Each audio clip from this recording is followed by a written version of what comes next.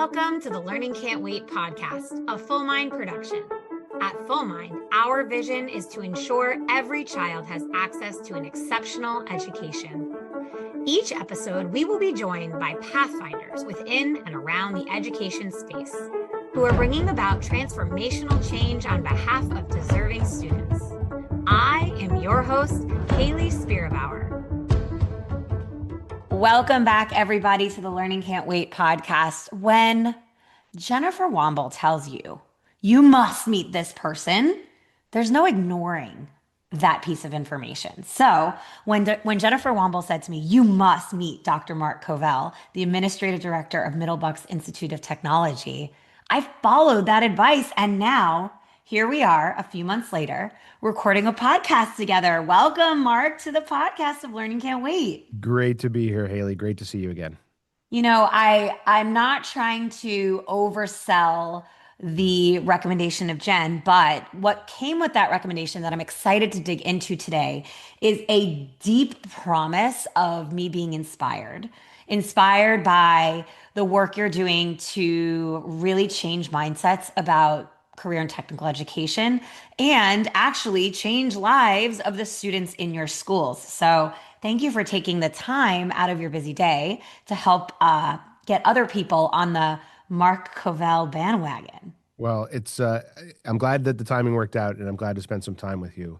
I'm really pleased with the work that we're doing here, and I'm really proud to be an evangelist for career and technical education. I love the work that we're doing, and I appreciate the shout out to Jen Womble. I'll tell you what, if there's one person that's had a bigger impact on my career than anybody, it's her. She's a fabulous human being and the great connector of people, and so I'm glad she connected the two of us. Yeah, same here, same here. Well, I'm excited to hear more about that story. So why don't you start us off by telling everyone how you came to be the professional and personal version of yourself? I appreciate that very much. So, as you mentioned, my name is Dr. Mark Covell. I'm the Administrative Director at Middle Bucks Institute of Technology in lovely Bucks County, Pennsylvania. We serve 4 member districts here in Bucks County, Pennsylvania: Central Bucks, New Hope Solebury, Council Rock, and Centennial school districts. 4 suburban Philadelphia school districts that are annually recognized as some of the best school districts in the state, if not the country. And what's unique about that is that career and technical education in those spaces classically was generally underrepresented. I grew up in a community very similar to the ones that I serve now in the north suburbs of Chicago. And, 98% of my classmates went to 4-year colleges. And so with that being the community expectation, typically career and technical education or career technical training, it becomes a second choice. And for me, I always knew I wanted to be a teacher and an administrator.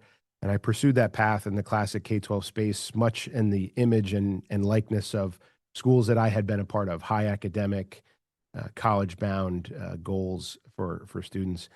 And then when I was looking to become a principal, a position opened at our local career and tech center here in Pennsylvania. And I applied for the job and was successful in getting the job. And I remember peers of mine saying, "Are you sure you want to take that job? Are you sure you want to go to that school?" Wow. And the answer was absolutely. And for a lot of reasons. Number one, I didn't know a lot about career and technical education. I loved to learn. I had finished my doctorate and really wanted to continue learning. And so I thought it would be a great opportunity to continue to learning about another form of education in the Pennsylvania Department of Education. And so I thought that'd be a great experience, number one. Number two, I thought it would make me a more robust leader. I thought I would get more experience as a well-rounded administrator. I also did not think that I would stay in it. I thought that I would go there, I would get the title of principal, which if you're moving up the chain, it's one of the steps on the way to becoming an assistant superintendent or superintendent, which at least I thought was going to be my path. And I was there for maybe 3 months, and I looked at a peer of mine and I said, I don't think I'm ever going to leave. And that has become commonplace for folks that I know and colleagues that I've communicated with who've come from classic K-12 education into career and technical education. And when you see the deep levels of engagement, the student voice, the student agency, You see the outputs. You see these students who get cooperative learning experiences while in high school, ability to earn and learn at the same time. And that's really transformational. And I had this sort of epiphanic moment where, when you zoom out and you say, what am I here in education to do? I'm here to help students connect with their futures.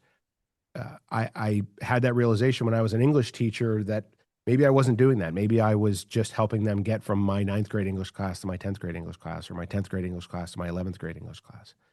And when I had that epiphany, if you will, that's when everything changed. And so I've stayed in career and technical education and have continued to seek positions that gave me more leadership autonomy so that I could run an organization. And now I'm the director of Middlebucks Institute of Technology, the chief school administrator of this fabulous organization with unbelievably dedicated teachers and unbelievably dedicated and talented students who surprise me and impress me on a daily basis. So, speaking of surprises, it sounds like when you entered this journey in CTE, you didn't have all the information about what makes CTE great. But the funny thing is, you're not alone. I think there are a lot of myths and misconceptions about career and technical education. Can you address what are the most common myths and misconceptions you hear about CTE, and what your actual experience with boots on the ground has been? I think about this a lot, and I think it's a great question. Here are some reflections that I've had on that topic. So, first things first, I think some of it is unintentional. I think that it was with an honest attempt that we tried to push college for all. I think Mm, I think the heart behind college for all was that everybody should have a chance to pursue additional education. Everybody should have the opportunity to go to college. But college for all sort of became this benchmark. And when you say college for all, you accidentally say trades for none. And I think that was an unintended consequence of that. And that's where, at least in my mind, that skills gap started to grow. And so as we pushed college for all sort of as a nation, right, that became the new measuring point. We we left behind or we reinforced tired and dated perceptions about career and technical education. And those tired and dated perceptions are informed by a lot of things. One thing they're informed by is silence. If we don't talk about the work we're doing, then people will assume that they know what's happening behind our walls. The other thing it's informed by is what you see in mass media or on TV. And as much as Mike Rowe does a lot for the trades, the idea of dirty jobs sort of reinforce some of those perceptions about what this mm. work is and does. And again, he's a champion for the trades and continues to be. What I'm talking about is sort of the perceptions writ large of folks and what that reinforced, at least in our collective mindset. And so what's happened is, we continue to have to push back on what career and technical education is against people's perceptions. And what Mm. I think they think it is a step below college. I think what they think it is a second choice or a tier below what would be the preferred path. And I say that knowing that when I was teaching English, I probably held some of those perceptions in a suburban, middle class, upper middle class community. I probably held and or helped to feed some of those perceptions. And so my guilty conscience won't let me not work to make that wrong right. And so that's become my work now is to tell our story, to make sure people know what's happening in our school, to share with our community the great things that are going on, the opportunities. Because here's the other piece of it is not just the skills gap that we have here, but the earning opportunity for students, in these roles. There was a 60 Minutes piece not that long ago about our need for shipbuilding in the United States, how far behind we are. They would hire down at the Philly shipyard every single welder I could absolutely produce out of this school. Electricians, I just had to double my program because of the interest here. Electricians were identified, electricians HVAC identified by the New York Times as the new millionaire class of individuals. So, I think that is helping as we're catching up. Here's the other piece. We've always put career below college. Mm. So we say college and career readiness as if it's a consolation prize. Mm. Nobody retires from college. Everybody retires from a career. And so, what I have been saying loudly and proudly is that all education is career education, all of it. And we're all working towards that career. We're all working towards credentials to get us to those points in our career. For me, I had to go to college to get my teaching license. After I went to college, I had to go get a master's degree to get my administrative license. After that, I felt the need to get my doctorate in order to get my superintendent's license. And I thought that would be a credibility step that I needed as a credential to get into that role. And so all education is career education. This career that I'm in, I needed to get certain credentials to do it. And so our students here are just getting a head start on that. None of them are limited. Our students that are in our medical and health professions program, they can go to nursing school, they can go to college, they can go to become PAs, physicians, whatever they want to do. But I'll tell you this, they know they want to do that. They have been on clinical rotations. They have seen patients in a hospital. They have seen blood. They have smelled the smells, seen the things, done the work, right? And so when they go, their ability to persist in those programs increases because they've had those actual experiences where they've practiced, not just studied or pretended. You've named the title of this episode already. All education is career education. I love that phrase. I want to just put some like data behind what you're sharing, and I brought some with me here today. You've already made me feel like, wait, can I get my kids into a CTE school? Like I personally feel persuaded in the most positive way, but then these stats really drive it home for you. So, according to ACTE Online, CTE graduates CTE concentrations graduate at 96% as compared to the overall US graduation rate of 85%. Rigorous research from CTE Research Network found that CTE improves high school outcomes, increases students' 2 year college enrollment without hurting 4 year chances. Federal data shows CTE students often complete more workforce aligned post secondary credentials, and CTE is linked to better employment outcomes after high school. Right now, we have people freaking out about AI and what it's going to do to the labor market in the future. I don't know. This seems like an anecdote to that. It certainly does, and it's been sort of the foil to that AI conversation. It's also probably why I have record interest and record enrollment in my Sure. school, and it's Sure. why wait lists across Pennsylvania, and I'm certain across the country, are at record levels. People are Mm. clamoring to get to schools like these for a lot of different reasons, and I'm sure we'll get into that. But I think the reasons are varied for why we're seeing the boom that we are here in Mm. career tech centers. But that is causal research now that they're finding that students that access this type of education are having higher outcomes. And uh, what's interesting about that is again that does not marry with the generalized perceptions about what happens here. This is generally speaking what people think as the alternative to a classic K-12 education. But that research, that causal research is telling you that no, the outcomes here actually outpace classic K-12 education, which Right. really flips things on its head. There's a researcher out of Boston College. Shout out Boston College. That's my undergraduate degree. But his name's Sean Doherty, and he's a researcher. He does research for the CTE Research Network. Would be a fabulous guest on your show. A professor of education at Boston College who helped contribute to that work. And it's great to see. It's great to see that the research is catching up to what we see here every single day. I also just want to make this argument that our students here have a different approach to how they learn. And Mm. and I use that as an example against how I taught in my English class. And I'm not claiming to be the world's best English teacher. I might have been the world's most average English teacher. But I think just as we paint with a very broad brush, our students here don't come in with an expectation of knowing everything they need to know. And we measure our students on their growth, and we measure our students on their skill attainment, and we measure our students on their ability to complete tasks in a repeatable, accurate manner.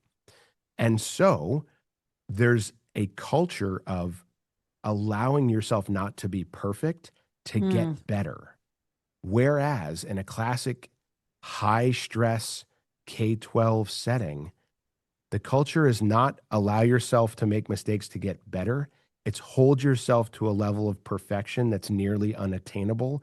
And stress is the necessary and obvious outcome of that, and burnout. And so here we have students they come in, they do not know how to cut hair in cosmetology. They do not know how to chiffonade basil in culinary. They don't know how to impression teeth in dental. So they have to do it. They have to make mistakes, and then they have to get better. And my argument there would be the reason that you see higher graduation rates out of students that come from these settings is because they've learned a level of persistence in their learning where their relationship with school changes more, or it changes more deeply as a result of learning to fail forward in their work here, and that relationship with school being modified as a result of really connecting deeply with what they're learning. mm. That, there's so much research out of Angela Duckworth's study at University of Pennsylvania around grit and perseverance and persistence. And while it is well known that it has been a little bit confused in our education setting today. It's been interpreted, she would say, or she has said that it's been interpreted somewhat falsely. I do think the point you're making here is exactly right. I see it in classrooms that I taught in, schools that I led. I see it in my own home with my own child. It is very challenging for kids in K-12 education to just want to get that A or want to get that right score, and have a lot of burnout trying to achieve that. And when you see that skill attainment, so think about watching a child want to learn a skill in an area that they are fully invested in. Mm-hmm. Say that that is a skateboard trick. They will fall 1,000 times, injure themselves, scrape a knee. They will absolutely persist through challenge in order to reach the goal because they're vested in that learning. I think that's what we're seeing here in a career and technical setting because you choose your programs here. So while you're here for high school credit, you're choosing your programs. You have a lot of voice, choice, agency in your learning. Mm, And so you're willing to see it through. Whereas I think in the classic K-12 setting where we've set up this system, and this is, listen, this is probably nobody's fault of anybody that's listening to this right now, right? Like these are all decisions that have been made for generations before us. But we've never really zoomed out on the system. It's 2026. Like, is our system really designed for 2026 to 2050? Or is it really designed for 1949 to 1975? mm-hmm. And I just think we haven't had the opportunity to really look into that. And I also think that's why you're seeing some of these disruptors come in and why they're being so successful. I saw a news Yeah. story the other day about some of these sort of AI centric schools that are Yes. pushing in and they're disrupting. And guess what? People are noticing and people are interested in participating because it looks different, it feels different, it sounds different, and it's modern. Had Chris Bennett on the podcast. He calls himself an engagement architect and he did early game design work. However, he has translated that idea and has really dove into the research around engagement and motivation. And you've already called out what can classic K-12 learn from CTE. You've called out some of it. Would you say there are more lessons K-12 can take away from helping students to engage more, show up more frequently? Like what other things should we be learning and taking with us? So I've got a lot. And again, I don't know, maybe these aren't universally applicable, but let's just start off with what a classroom looks like here. Uh, we have theory and we have practice. And I would ask a classic K-12 educator listening to us right now to just do an honest audit. And when I look back on my English class, I can say this honestly. How much theory and then how much practice are actually happening? Like, are we really putting it into practice? And is the practice pretend or is it actual practice? My students in my English class wrote for me and my class for my deadlines. What was different when I advised the yearbook is that those students wrote for the public and for publisher deadlines. And that class was very real. The engagement was deep. The students were all in. In my English class, the deadlines were as I set them. The expectations were as I set them, as I modified them, as I changed things. I Nobody from the outside, and I could have done this. I could have done it, but nobody from the outside was evaluating their work. They weren't producing for a public audience. They weren't defending it to friends or family. It was a task inside of this thing we call school, right?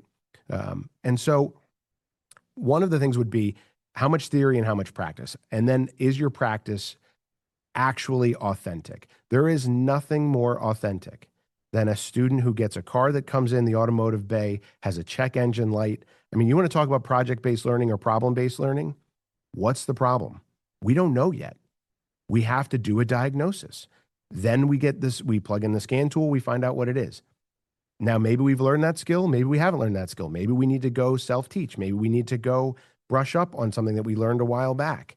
But that is unbelievably authentic learning with an absolute, connection to the public where, I need my breaks to work. I don't need them to probably work, right? I need them to absolutely work. And so we have all of this authentic learning. And I can tell you, I remember talking about differentiated instruction in my classic K-12 classroom. I remember talking about project-based learning, problem-based learning, authentic learning. I remember talking about all of those things. But then did we ever really land them? And so I just see what's happening in these spaces and I say, man, there is just so much practice going on. And I think this is a very visual generation. I think that they are enjoying that part of it to be sure. Yeah, these are really helpful pieces of wisdom, and I think you have more of them. You shared with me, kind of on the record, off the record, that you have a desire to write a book. What would this book be about? Is it what we've talked about here? Is there more to it? Tell us everything. So I appreciate that. So this would be if I get lucky and a publisher wants to publish it. I think this would be the story that I would tell. Right? It's a little bit about my epiphany coming to career and technical education and the stories that I have to tell about that. But it's also about what classic K-12 education could learn from the things that we're doing and perhaps start to make some of those changes and design their schools for purpose, just like our schools are designed for purpose. And so one more of those things would be things like we operate with what are called occupational advisory committees. When I was an English teacher, I didn't have to bring in anybody from business and industry to advise me on my material, my content, my curriculum. It just came down from central office.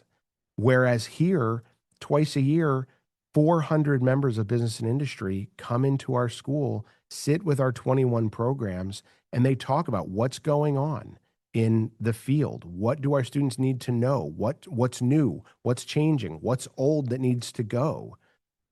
I think that sort of a system would be really illustrative for classic K-12 spaces to start to make that connection to what are our students going to do when they're done with us here? What are we actually preparing them for? And how are we getting them ready to contribute to society in a meaningful way? So if I'm lucky enough to have this book idea published, it would be about that idea of designing schools for purpose and the things that I learned in my epiphanies coming from classic K-12 education to career and technical education. And then the other piece of that too is one of the things that I had as an understanding was that in none of my preparation, teacher preparation, master's degree, principal preparation, doctoral preparation. We never discussed career tech ed, not once. And I think that that is part of the reason that some of these dated perceptions exist. And so I think if I'm lucky enough to get done what I hope to get done with this book, it has perhaps a place in teacher preparation and administrative preparation programs as a voice in that space, so that we're starting to pass along correct, honest, and updated information about the good things happening in public ed, all parts of public ed. I would read that book. My background in CTE is much like you shared. So growing up, I knew there was an option within my district for some kids to get vocational training. I knew there were classes that everybody took within the vocational school, but really super limited. And then when I went to college and studied in an ed school and then was alternatively certified, I heard nothing. It was like radio silence for years. Um, why you touched on this a little bit before. Why do you think there is this surge of attention? I know we touched on the AI, kind of like a whiplash from what will jobs be in the future. What else do you think is driving the attention that will make your book extra popular? Well, so certainly there's a huge surge in career and technical education right now. And again, that is not just where I am in Pennsylvania, although we know that's the case. We just had a report come out here indicating that there's over 10,000 students on wait list to get into career tech centers in PA. And that is both eye-opening and frustrating, right? It's both sides of that. It's eye-opening because it wasn't that long ago that schools like mine were looking at closing programs because of low enrollment. And now we're looking at massive growth and the potential for expanding and adding capacity. So to get to your question, I think that there are several reasons. I think number one, there is a question after the College for All push, which is, I think, my generation for the most part. Um, After that College for All push, you also then had the student loan crisis. And so now you have parents of school age children still paying for college, and the conversation about the ROI of college is being discussed. It's not to say that college is off the table, but I think the ROI conversation is on the table when previously it was, well, you have to go to college because that's the next step. So I think that's part one, is the college for all shift, turn student loan crisis, turn college ROI is part of it. I also think that this generation is, as a result, slightly debt averse, and so they are looking for ways to earn while not taking on debt.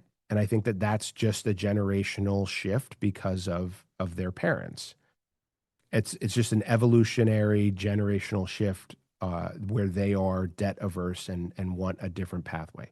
And so as a result, you have conversations around, well, how can you still pursue maybe a degree, but do it in a fiscally responsible manner? Well, you have things like, community college pathways. You have, 2+2+2 programs. So 2 years here, 2 years at community college, 2 years at a four-year college. And now you're nearly debt free in that program because you've earned credits along the way.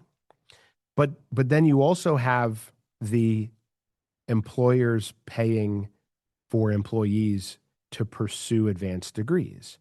And so now there's this pathway from career and technical education where you might intern as a senior in high school. Let's say you're interning at the Philly shipyard and you're doing some welding or you're getting into one of those activities. You then start working for them. You then get put on a management track, and now they're paying for you to go to college, and you aren't having to pay for that. And so the net effect is that you still have that degree attainment, you still have that growth in your career, but what you don't have is you don't have the lack of direction, and you don't have the cost of taking on that debt yourself. And so I think Win, all of that win, factors win. in. Right. Exactly. And I think it all factors in. And I just think, and then you also just have a group of students who, these are visual learners. These are students who love to create. And it Mm. doesn't take much to look online to see what these young people are capable of. And so they understand the gig economy better than you or I ever could. And so they understand that there's ways to, be mobile with their earning. And if they get a credential that makes them mobile, they've got an interest in finding a career that supports their lifestyle. Again, that's a generational shift. They're not necessarily looking for long-term careers. They understand that we're going to change careers a lot in our lifetime, and so they want skills, and they want to be able to take those skills and have a lifestyle that is of interest to them. That is, like I said before, a win, win, win. Knowing we can get our kids excited, passionate, curious, engaged. These are all the things we dream of in education. Right. I want nothing more than that for my own kids and for the Mhm. kids that I'm touching in my educational pathways. Like that is just beautiful, Yeah. beautiful. We're at our final question, Mark, and that question is, what advice would you give someone who now does want to learn about CTE, get involved in CTE programs and pathways for their students?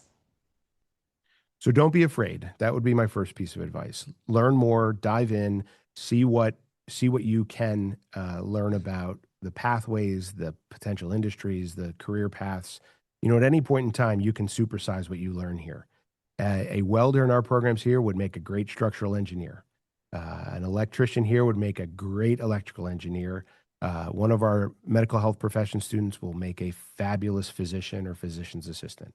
So understand that there are many branches to that tree and that you can at any point in time continue to pursue and supersize your education on this type of learning.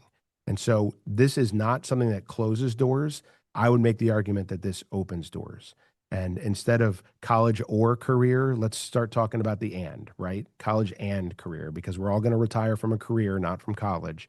And so it's time that we start thinking about what skills we want to have, earn, credentials we want to have along the way, and whether we pursue in that path or we don't. To be able to learn those skills along the way makes us better contributors to society. So I would say learn a little bit more. If you're a member of business and industry, and what I'm saying resonates with you, or you need to start building your employee pipeline, because that's something that really all businesses need to be thinking about, is how are they going to build their skilled trades pipelines. I would say get involved with your local career tech centers, become a partner for them, uh, let students come tour your facility, be a name that they recognize when they are looking, because these are the future plumbers, future carpenters, future welders, future nurses, doctors, future dentists, artists, graphic designers. All of those folks are in these buildings, and so you can create your own bench of employees, your own pipeline of employees. But you have to engage, and we're always looking for partners. Schools like mine are always, always, always opening our doors. Come in for a tour, stop by, say hello, and help us help you. Dr. Mark Covell, thank you so much for coming on here and sharing your enthusiasm, passion, but also real hard evidence of what it's like to be in a completely supportive environment that thinks not just about today, but also the future for our students. It's been a pleasure having you share all of this wisdom. I appreciate you very much, Haley. Thank you. And thank you to everybody for tuning in today. Thanks for listening to the Learning Can't Wait podcast. If you like what you heard, please rate, review, and share this episode. Be the first to know when we have a new episode by subscribing wherever you listen to podcasts. If you'd like to be a guest on the show or have a suggestion for an episode, email us at podcast@fullmindlearning.com.